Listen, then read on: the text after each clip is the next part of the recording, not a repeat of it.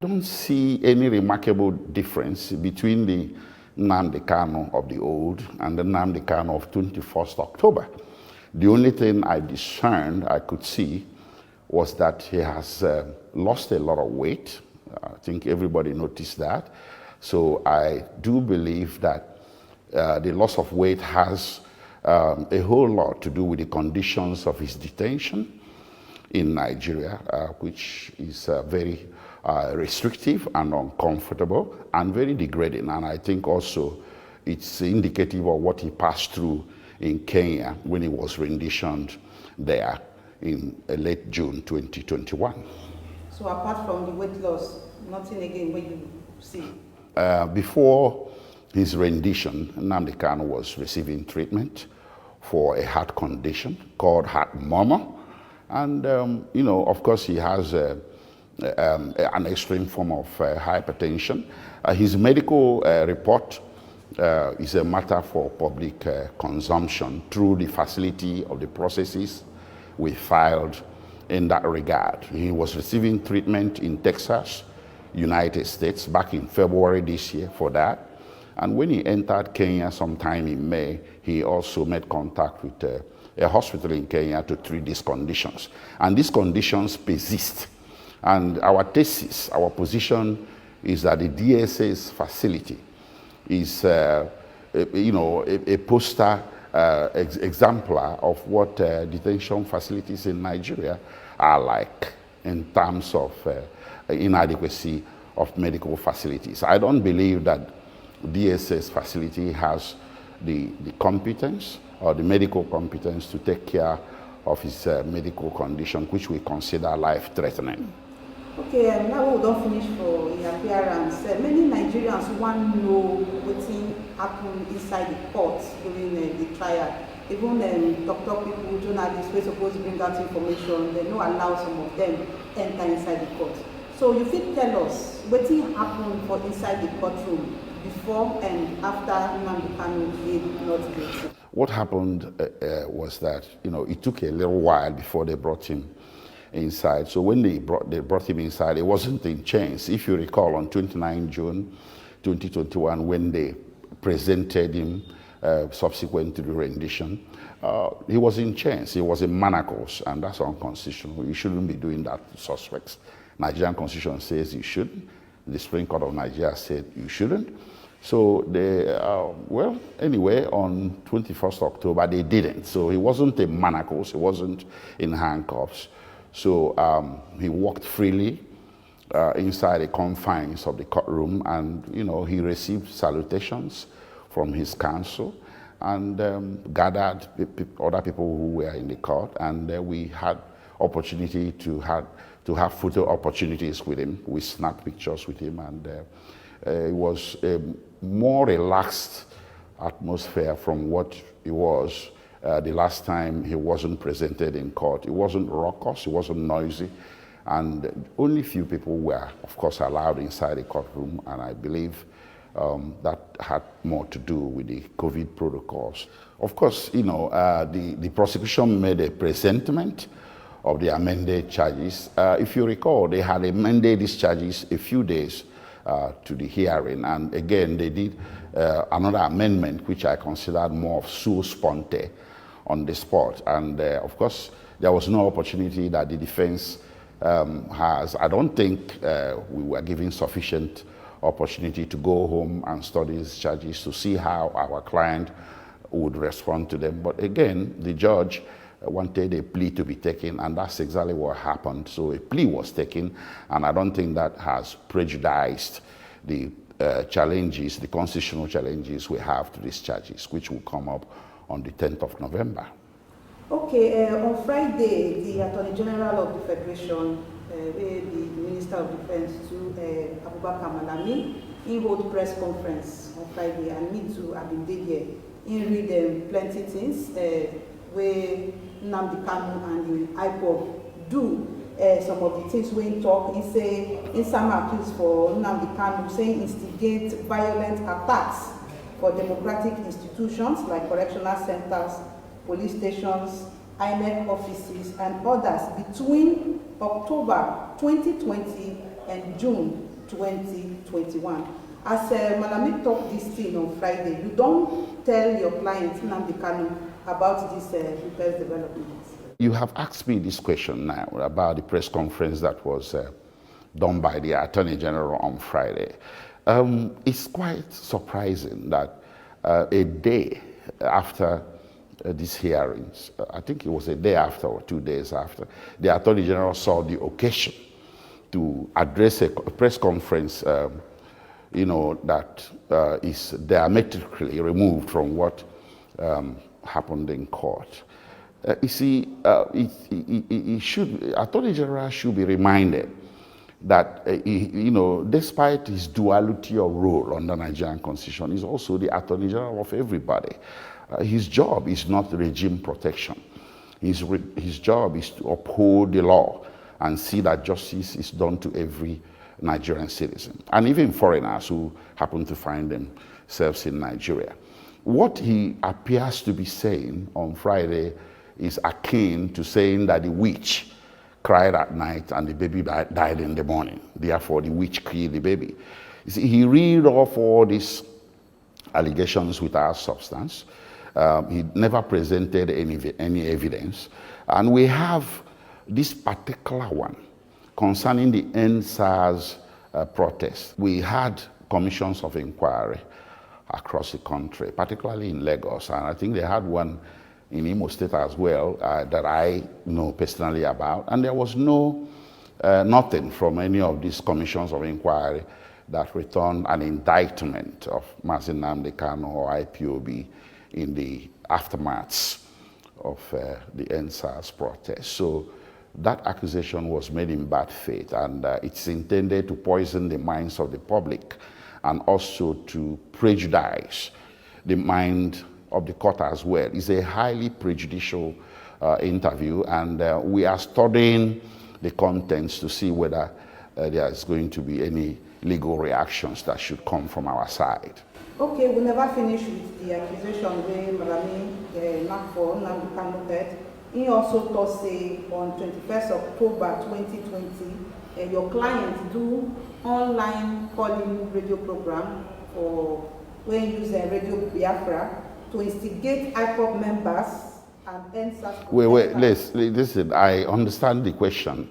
You see, this matter is sub judice. I want to break it down. No, I can't allow us to go into an excursion of what is before a competent court of law in Nigeria.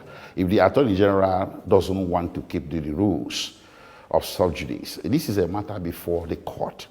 If he has any evidence that our client was caught up in any wrongdoing or criminality, he should know better than anybody else that the proper forum for presentation of that evidence is a court of law, not calling press conferences. So if the Attorney General is preempting the Nigerian judiciary, if the Attorney General is disrespecting the Federal High Court, I will not play that game and stay here and disrespect the Federal High Court.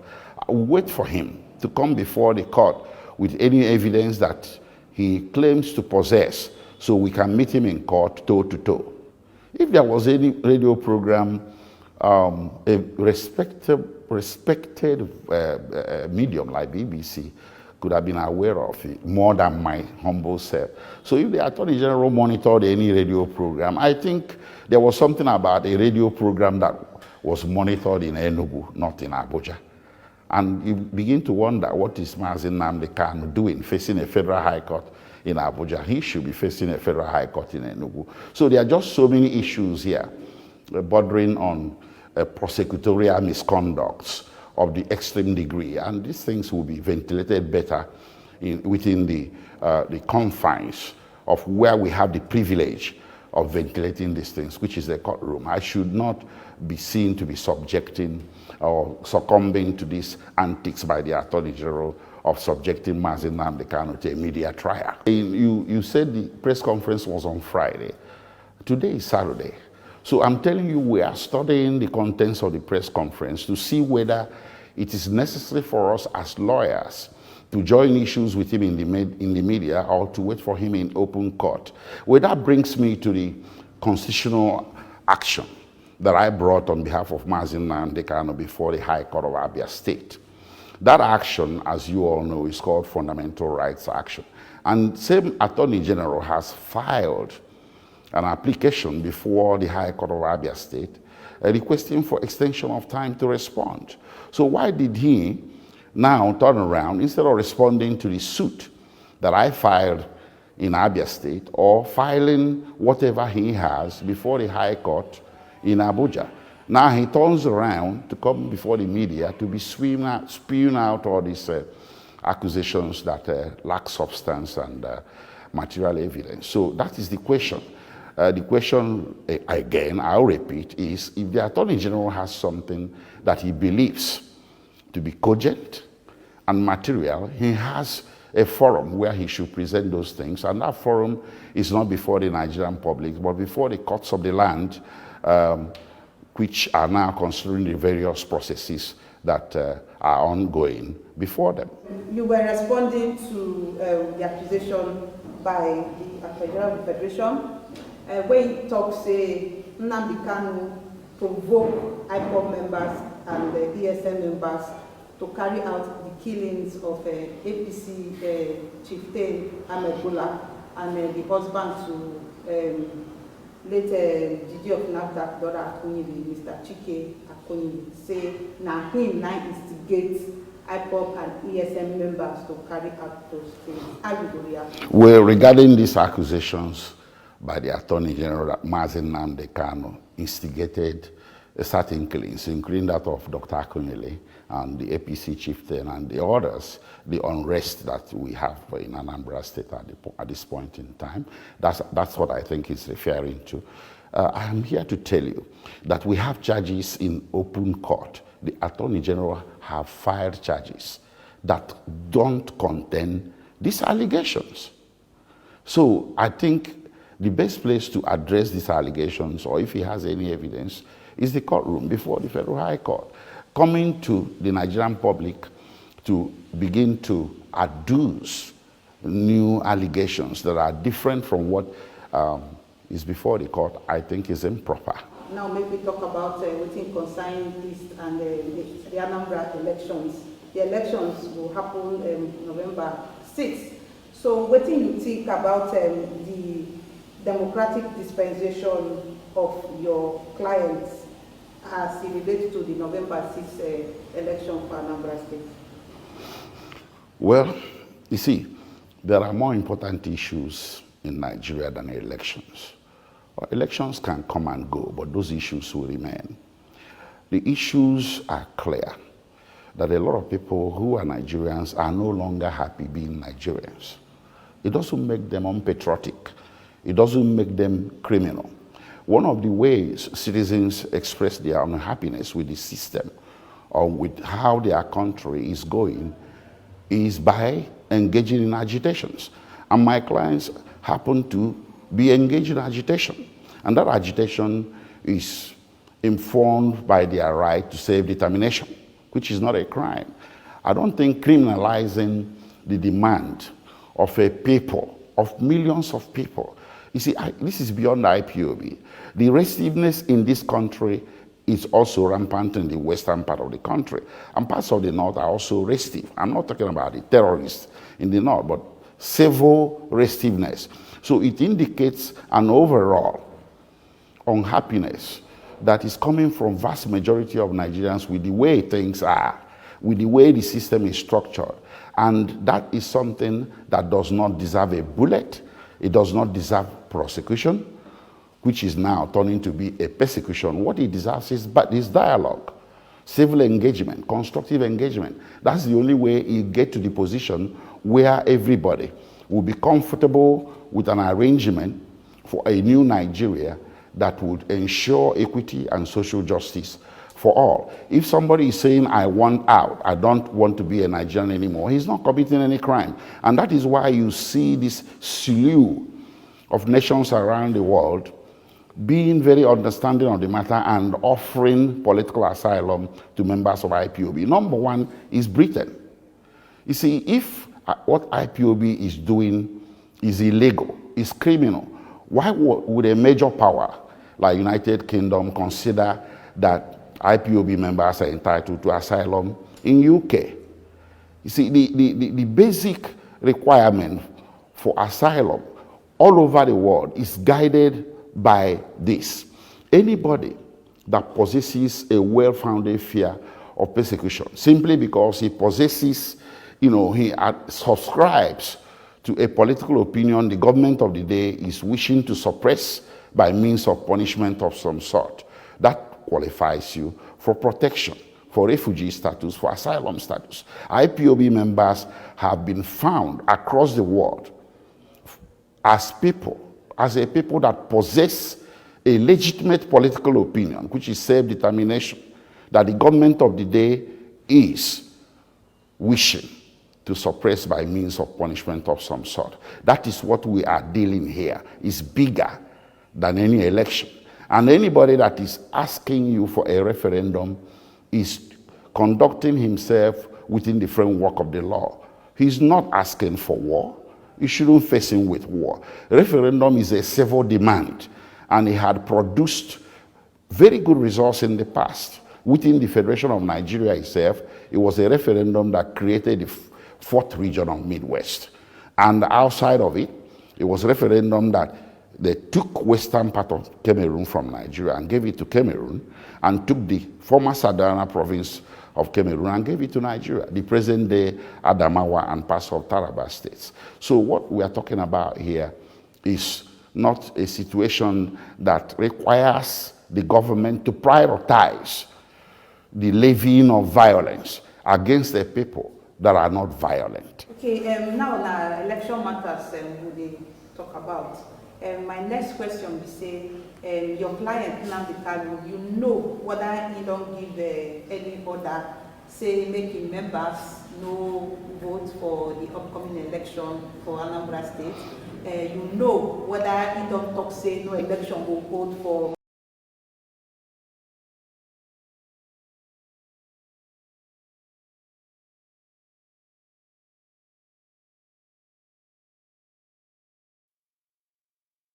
Mazi Nnamdi Kalu at this point in time is this question. The question is that the prosecutor, the Federal Republic of Nigeria, has lost her jurisdiction, her authority to try him in court because of the extraordinary rendition. This is what he's confronting right now. Nothing compares at all. That is the most important task at hand, that someone would be subjected to such flagrant violation of international law and the municipal laws of Kenya and Nigeria, and then you think you can subject that person to trial? No, you can't. This is what concerns my client Nnamdi Kalu at this point, and that's what we are dealing with. So what did they try to say the Anambra State election no concern them at this time? What I'm trying to say is that the matter of the moment that the Nigerian public should concern itself about is what happened to him. If it's not important, I don't see why a very strong, advanced, powerful nation like United States should be filing something in Nigeria requesting for extradition of Abba Kyari to United States to answer to some criminal allegations. If that's not important, all they needed to have done is to come to Nigeria and rendition him by force. So this is a very important subject that I think Nigerian public should avert its minds to.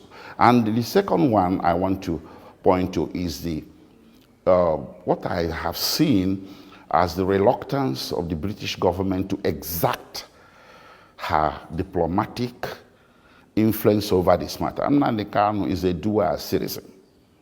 At the very best, he's a dual citizen. As the very worst, he had publicly renounced his Nigerian citizenship. But let us assume, for purposes of this conversation, that he's a dual citizen of Nigeria and Britain. That does not justify Nigeria renditioning him in this way. Britain wouldn't have renditioned him as well.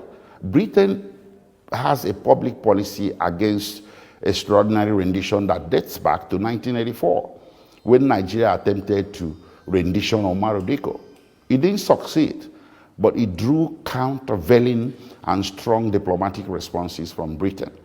Britain cut diplomatic relations with Nigeria for 2 years. They arrested 17 persons, convicted 4, who served between 6 to 8 years imprisonment in UK, and they were subsequently deported. And the Nigerian aircraft that was going to be the vessel for the rendition, was interdicted in Britain. So that sort of response is what we expect could have occurred in this situation of Nnamdi Kalu. Whether it's going to occur, I don't know. I don't know what they are doing, covertly or otherwise, but we haven't seen any strong actions by the British government towards the direction of protecting the rights of their citizen, Mazi Nnamdi Kalu. The allegations still they say the sponsors of Nnamdi Kalu and IPOB, then some day Nigeria, some day abroad.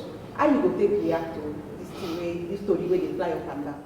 Well, talking about sponsors, I think all sponsors should be named. They should start by naming the sponsors of Boko Haram from even before the present government came to power. The sponsors of Boko Haram were well known to government.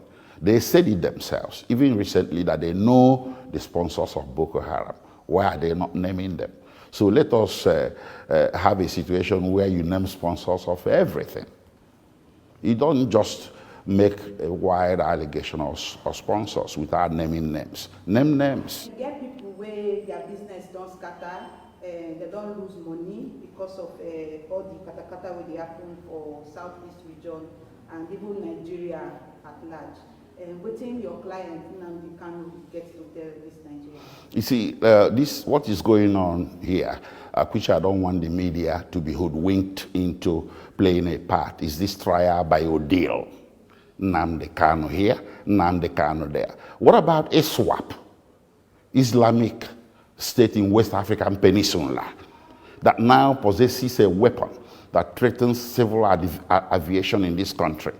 There have been media reports recently, credible media reports, that Nigerian security or Nigerian government had to pay certain humongous amount of money to retrieve a projectile or some kind of a missile possessed by the terrorists that could down any civil aircraft in this country, including that of the president. And we're here thinking Nnamdi Kalu is the problem of this country. Nnamdi Kalu is the solution to the problems of this country. I can tell you that on good authority. Anybody that listens to him very well and keeps an open mind will be seeing him spewing solutions, not problems. The problems of this country are bigger than what we're talking about. So making him the poster boy for all the problems of the country is the most unfortunate thing that has happened in recent times. It is trial by ordeal. If you want to solve the problem of this country, you start from the head. The fish rots from the head, and we know where the head of this country lies. Then when you get past that, you go to the real terrorists, Boko Haram, ISWAP, the militants, which the entire world have gathered together and declared the terrorists. How can Nigeria be isolated in her declaration of IPOB as a terrorist organization and no single nation in the world has fallen in line to do the same thing? It's a very, very topical question that should be put out there. People should think about it. Instead, countries all over the world are doing the opposite. They are saying IPOB is not a terrorist organization. That means Mazi Nnamdi Kalu is not a terrorist. So this prioritization of Mazi Nnamdi Kalu as a singular problem this nation is facing is one of the pointers to what is structurally wrong with this country, Nigeria, of the present era. It is wrong. It shouldn't happen. So if you be Nnamdi Kalu now, you know they here, but we see you now as Nnamdi Kalu mouthpiece. Waiting you go tell Nigerians we don't suffer one loss or the other. How you go take comfort them? Well, the comfort is given to Nigerians is very simple. Tell your government to listen to voice of reason. That's how he puts it. And that voice of reason is to conduct a referendum. That's what he's been saying all along. Nothing else. And that very position he has taken root, not only in Igbo land, in Southeast. It has supporters, millions of supporters across South. And it's also garnering supporters in middle Nigeria and even up in the north. Nnamdi Kalu is the voice of the downtrodden. Anybody, in fact, he represents, the voice of justice. So if you listen to him and as a government and keep an open mind, what he is saying really is not something that should threaten the state. It's something that, in the end, will benefit everybody. So it's not something you levy a war of attrition against, whether it's a judicial or prosecutorial war or military war. It's something that you call him to the table and engage him constructively and ask him questions. How do we get to saying yes? He's not a lone voice in the wilderness. He represents the voice of millions of people that cuts across Nigeria. Nnamdi Kalu dey for DSS hand in trial dey go on, yet everything still dey go on as usual. Which people wey dey support Nnamdi Kalu for Nigeria, where dem dey? It's very business wey im dey do, wey be say even as im dey for DSS hand, things still dey go on. It's a very good question. If by everything that is going on you mean the civil sit at home, the overwhelming success of the civil sit at home, if that's what you mean by everything that has been going on while he's being detained, that underscores that he's in charge. That underscores his popularity. That underscores his influence and reach. And that underscores the legitimacy of what he demands. He's in incarceration. He's incarcerated. But look at what is going on. People are sitting at home on their own, voluntarily, civilly. And you want to ignore that? And you think you can subdue it by what? The only way you can deal with that is to talk about it. My last question for you. Still that Thursday, I hear as the supporters wey come court, after them they sing, they happy as everything they go on for court. They still talk say that election, November 6th, say they no go. Why then they talk like that? Well, them still talk say,